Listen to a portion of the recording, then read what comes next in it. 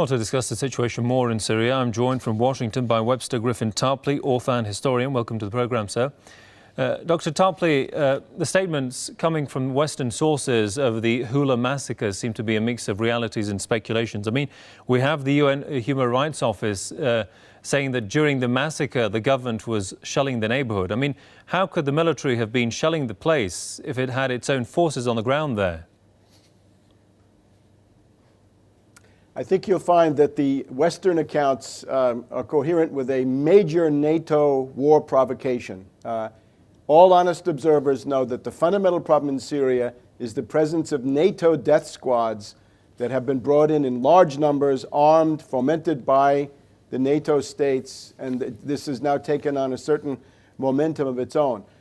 This is not the first time that the NATO people have tried to get a large-scale massacre that they could try to inflame public opinion with. However, I would cite three on-the-ground eyewitness reports that I've verified myself.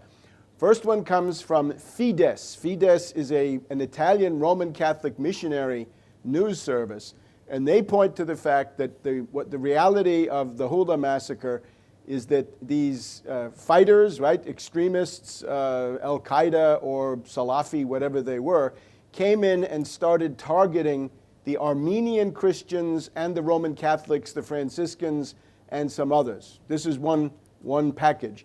Then we have a Belgian website with an author called Vox Clamantis, which describes in detail how it was done, that the hospital in Houla was burned down and the people that had been taking refuge in it were systematically massacred from up close by the death squads, not by the government. Then we have the Russian journalist operating in Syria, Anhar Kochneva. You can look at some of the work that she's put on the internet where you have actual eyewitnesses speaking in Arabic, and it's translated into Russian, but there's also a text which you can translate into English if you want to, or some other language, which is similarly the same thing. They say that they are being oppressed by these death squads, in effect, and that they're angry with Kofi Annan and with Qatar for enabling this. So if you put it all together, there's yet a further element, which is that there has been an attempt, it's gruesome and it's macabre, but to procure cadavers. The NATO side, the death squads they sponsor, have been attempting to build up a stock of cadavers that they could then use in this way. The model for this, of course, is what Himmler, Heydrich, and Goebbels did at the Gleiwitz radio station in Germany on the Polish border to provoke war with Poland in August, September 1939. This is exactly the same method that's now being used by NATO in Syria. But that said, I mean, who would benefit from killing women and innocent children in Syria? Well, the goal of this is to build up war hysteria in world public opinion, and this has succeeded to some extent because of the controlled, brainwashing Western media, the kinds of stories that have been put out, all one-sided, all quite fantastic. Then it goes together with the idea, of course, that now at least 12 NATO countries and others have kicked out the Syrian diplomatic representatives. So there's an attempt to build up a certain momentum. The Russian delegation going into the UN meeting on Sunday afternoon was already skeptical that you couldn't, somehow the NATO story doesn't add up. In other words, it can't be artillery and tanks on the one hand and everybody killed from up close on the other. That contradiction was obvious from the very beginning. And obviously we need Russia to hang tough, to remain strong on this and not to cave in under this immense pressure. But the idea is either regime change immediately or war and then regime change. And as that Gleiwitz-Polish example suggests, this is the kind of thing that gets you on your way to a war. The way the war could come is quite obvious. We now have Operation Eager Lion 2012.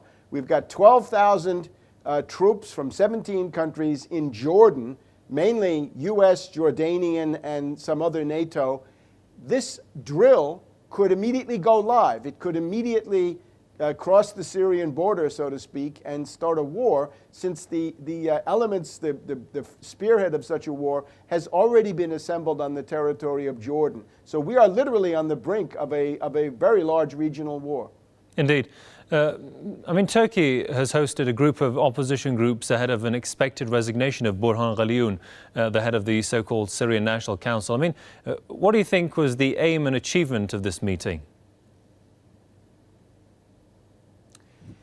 Well, Turkey up to now has not taken the plunge. The pressure coming from NATO on Turkey, of course, is that they've got to launch an attack.